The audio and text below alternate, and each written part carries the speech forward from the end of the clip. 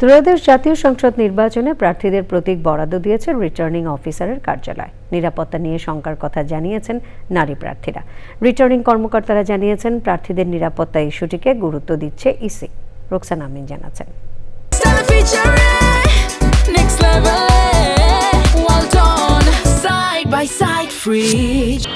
জাতীয় সংসদ নির্বাচন সামনে রেখে ঢাকার ২০টি আসনে প্রতীক সংগ্রহ করেছেন স্বতন্ত্র সহ ৫১টি রাজনৈতিক দলের প্রার্থী ও তাদের প্রতিনিধিরা।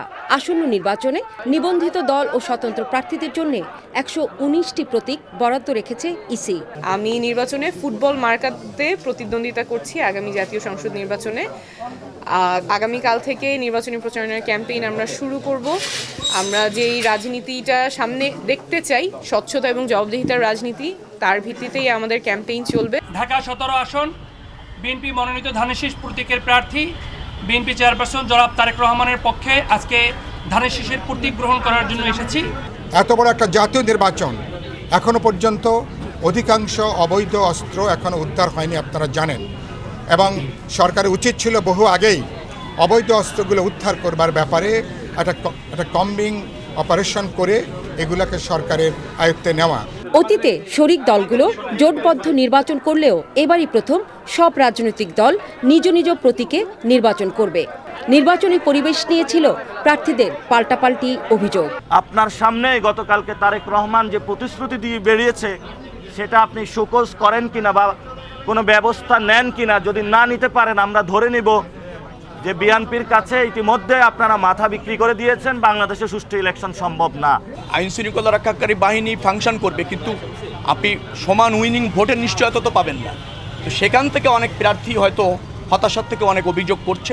নির্বাচন কমিশন এবং অন্তর্বর্তীকালীন সরকারকে ফাংশন করতে দিতে হবে। নির্বাচন একটা খেলার মাঠ, এখানে জয় পরাজয় হবেই, কিন্তু একজনকে জোর করে আরেকজনের মতামত চাপিয়ে দিতে হবে, এইটা থেকে আমরা বের হয়ে আসতে চাচ্ছি। একটা বিশেষ দল ইচ্ছাকৃতভাবেই নানানভাবে আমাদের প্রার্থীর চরিত্র হনন, প্রার্থী সম্পর্কে নানান আজগুবি কথা ইত্যাদি বলছে।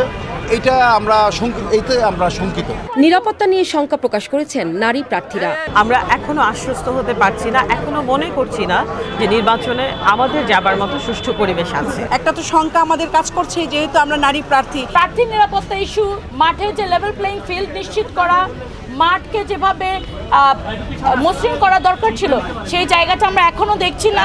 রিটার্নিং কর্মকর্তারা জানিয়েছেন, নির্বাচনে অপ্রীতিকর ঘটনা মোকাবেলায় আইন শৃঙ্খলা বাহিনী সতর্ক অবস্থানে থাকবে। নির্বাচন কমিশন এবং সরকার আইন শৃঙ্খলা রক্ষার বিষয়ে যেসব পদক্ষেপ গ্রহণ করেছেন সেই বিষয়ে তাদেরকে অবহিত করেছি। তারাও আমাদের সহযোগিতার আশ্বাস দিয়েছেন। আমরা আশা করি যে আইন শৃঙ্খলার বিষয়ে বড় ধরনের কোনো আশঙ্কা নেই। এখন পর্যন্ত আমাদের কাছে যেসব ইনফরমেশন আছে, চিহ্নিত দাগী অপরাধী, রাষ্ট্রের জন্য থ্রেট স্বরূপ, হুমকি স্বরূপ এরকম লোক নিয়ে যদি আপনারা ক্যাম্পেইনে যান, সেখান থেকে যদি অ্যারেস্ট করে, সেটা আপনি করবেন কি করবেন না, আপনার কতটুকু সম্মানহানি হবে কি হবে না, এটা আপনি বুঝে নিন। বৃহস্পতিবার সকাল থেকেই নির্বাচনী প্রচার শুরু করতে পারবেন প্রার্থীরা। রোকসানা আমিন, চ্যানেল আই, ঢাকা।